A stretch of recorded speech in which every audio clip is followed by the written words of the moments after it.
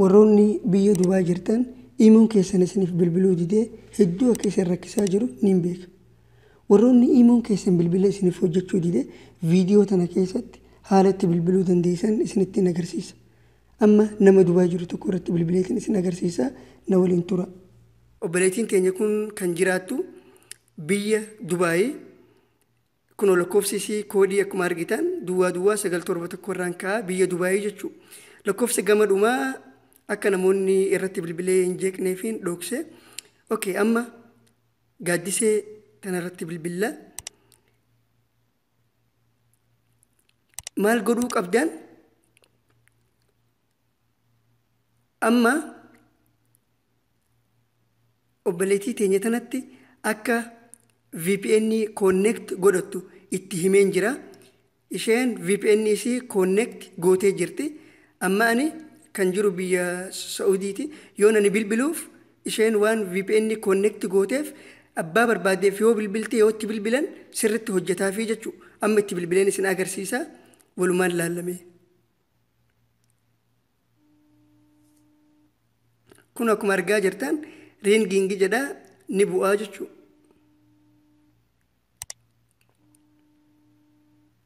Akkuma argaa jirtan kunoo yaamaati jira.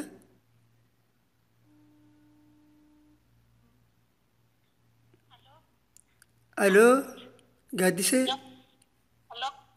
Hello, gaaddisee akkam nagaa keeti? Akkam nagaadha. Nagaadha fayyaadha akkamati? Nagaa galata rabbii akkam. Nagaadha. Imoo connect gootee jirtaa VPN? VPN connect godhee na hojjetaati na sirriitti na dalagaatti jira. Tole sirriitti hojjete jechuudha. Sirraa addan kutne. Sirriitti hiriyoota kiyyaaf dawwalee baay'ee tokko na hojjeteeti jira amma duraarra sirriitti jechuudha.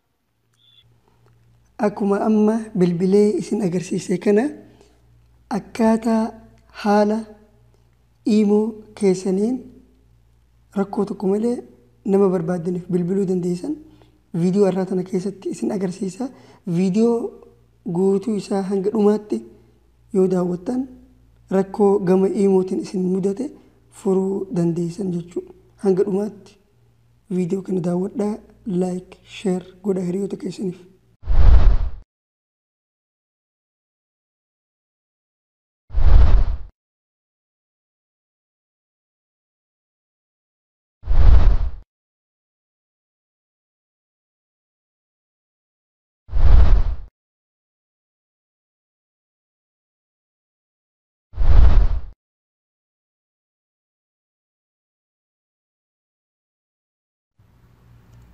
Assalamu alaikum hordoftoottan obsaa Teknoo akkam jirtu nagaa keessanii.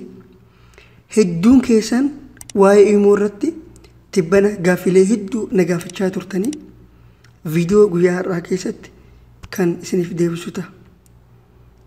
Biyya Dubaay fi biyyoota imoon keessatti hin hojjenne haala itti karaa imoo keessaniitiin biyya barbaadanitti nama barbaadaniif bilbiltan isinitti agarsiisa. Biyyoota garii keessatti imoon WhatsAppiin hin hojjetu. Garuu VPN illee garagaraa connect yoo gootan isiniif hojjechuu danda'a. VPN maali?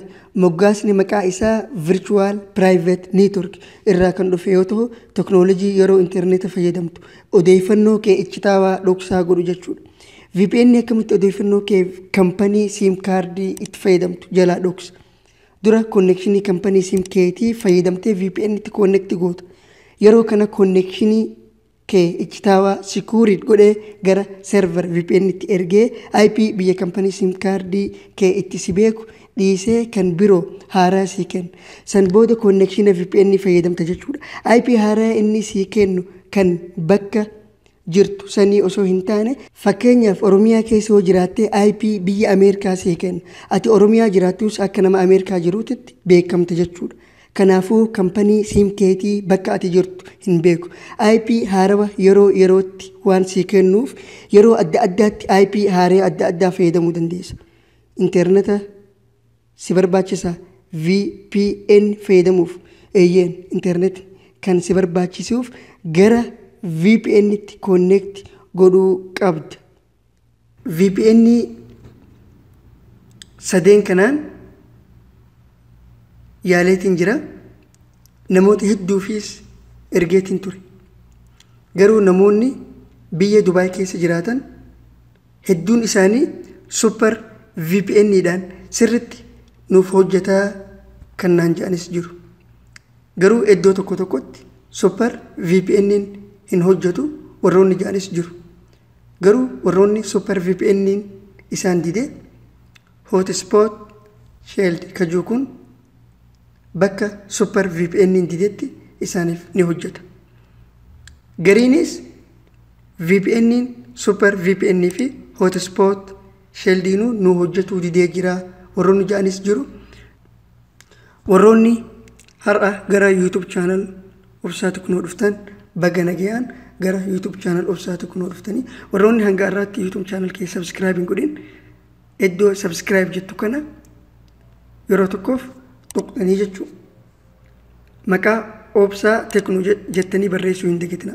Achi booda qastii kana akka viidiyoon guyyaa guyyaan asirratti gadhiisu isin bira qaqqabuuf qastii kana tuquu hin dagatina. Amma gara barumsaattiin isin dabarsaa jechuudha. VPNilee sadeen kanaan biyya Dubaay fi biyyoota imoon keessatti hin hojjenne keessatti ni hojjeta dhibbaa dhibbatti. VPNilee sadeenuu connect haalatti gootan ergaan isin agarsiisee boodaan gara nama biyya Dubaay jiru irratti bilbilee isin agarsiisa. Na waliin tura. Inni kun haalaan hojjeta. Lammaffaan isa kana, sadaffaan kana. VPNilee sadeen kana liinkii isa dhugaa liinkii isin irraa gabbuufachuu dandeessan viidiyoon amma waraabaa jiru kana descriptionii isaa jalaan isiniif kaayaa jechuu yookiin komentii jalqabaa irraan isiniif kaayaa jechuu. Super VPN kajuu kana erga gabbuufattan booda irratti dhoowtan. San booda continue kajuu kanarra yeroo tokkoof xuuxanii san booda maal gootan set now kajuu kanarratti tuqtan. San booda connect kajuu kana xuuxan. Erga haala kanatti disconnect isiniin jee hojjetuu jalqabee jira jechuudha. Gubbaa rangisee kanatti gad harkifnu kuno super VPN is connected. Erga haala kanatti connect gootaniin booda deemtanii nama barbaadaniif imoodhaan bilbiltanii jechuudha. Isa lammaffaatis hotspot isa kanallee viidiyoon amma waraabaa jiru kana jalaan description isaa jala isinii kaa gabbuufachuudhaaf irratti connect godhuudhaaf irratti dhoowtanii san boodaan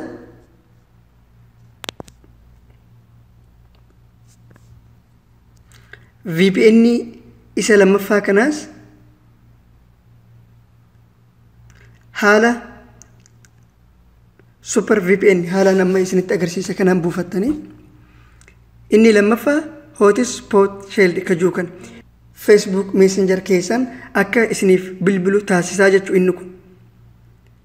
Imoollee isiniif connect godhaan isiniif akka bilbilu taasisaa jechuu. Yeroo tokkoof connect godhuudhaaf irratti tuqtanii maallaqa isin gaafata. Akka maallaqa isin hin gaafannetti fayyadamuudhaaf maal gootan?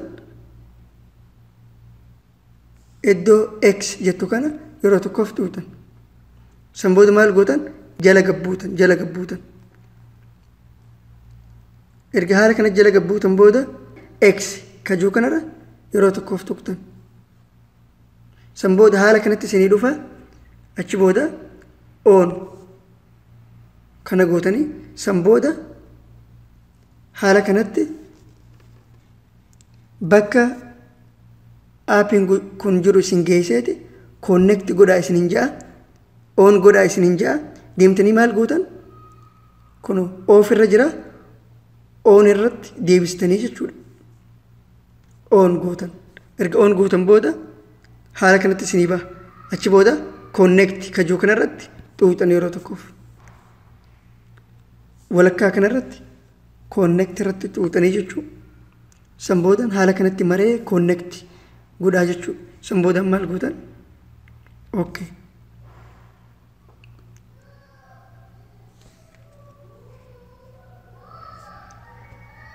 San boodan connect godhuudhaaf barbaadaa jechuudha. Haala kanatti connect godhee jiraa jechuudha. Kun akkuma argaa jirtan haala kanatti erga lakkaa'e connect isiniif godhee jiraa jechuudha. Tole isa sadaffaan isinitti argisiisa amma.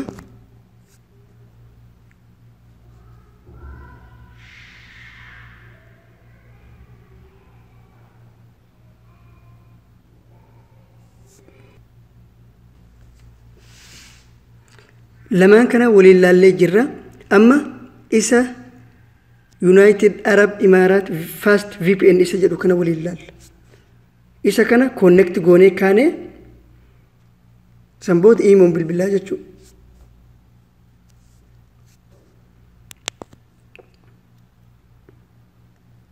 Isa kanas connect godhuudhaaf yeroo tokko ofirratti tuqxanii san boodaan iddoo connect jedhu kanarratti yeroo tokkoof tuqxan. Haala kanatti erga lakkaa'ee booda disconnect isiniin jennaan connect godhee jiraa jechuudha. Kunooti qulfii VPN is activated by United Arab Emirates Fast VPN erga jedhee booda connect godhee jiraa jechuudha. Amma haala sadeen kana connect itti gootaniin isin agarsiisaa ture. Isin sadeen kana keessaa isa isiniif hojjetu irratti erga connect gootaniin booda gama email keessanii deemtanii bilbiltanii jechuudha. Amma gara email deemneeti nama Dubaay jiraatu kan ani VPN kana gabbuufadhu jedhee gabbuufatee hojjechaa jiruuf bira deemnee bilbillee fi akka hojjetu waliin ilaallaa jechuudha. VPN sadeen isinitti agarsiisa kana keessaa kan isiniif hojjetu irratti erga connect gootaniin booda gara email keessanii deemtanii nama bilbiluu barbaadaniifitti bilbiltanii jechuudha. Fakkeenyaaf ani nama obboleettii teenya tanarratti bilbiluu fedha. Obboleettiin teenya kun kan jiraattu biyya Dubaay. Kun lakkoofsi koodii akkuma argitan duwwaa 971 irraan ka'a biyya Dubaay jechuudha. Lakkoofsa gama dhumaa akka namoonni irratti bilbilee hin jeeqneef dhokse. Okay, amma gaaddisee tanarratti bilbilla. Maal godhuu qabdan? Amma obboleettii teenya tanatti akka VPN connect godhattu itti himeen jira. Isheen VPN isii connect gootee jirti. Amma ani kan jiru biyya Saudiiti. Yoon ani bilbiluuf isheen waan VPN connect gooteef abbaa barbaadeef yoo bilbilte yoo itti bilbilan sirriitti hojjetaafi jechuudha. Amma itti bilbileen isin agarsiisa. Walumaan laallamee. Kun akkuma argaa jirtan ringing jedha ni bu'aa jechuudha.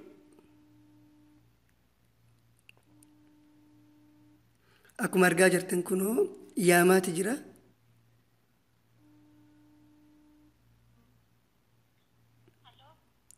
Hello, gaaddisee. Hello, gaaddisee akkam nagaa keeti? Akkam nagaadha. Nagaadha fayyaadha akkamati? Nagaa galata rabbii akkam. Nagaadha. Imo connect gootee jirta VPN? Eeyyee VPN connect godhee na hojjetaati na sirriitti na dalagaatti jira. Tole sirriitti hojjete jechuudha.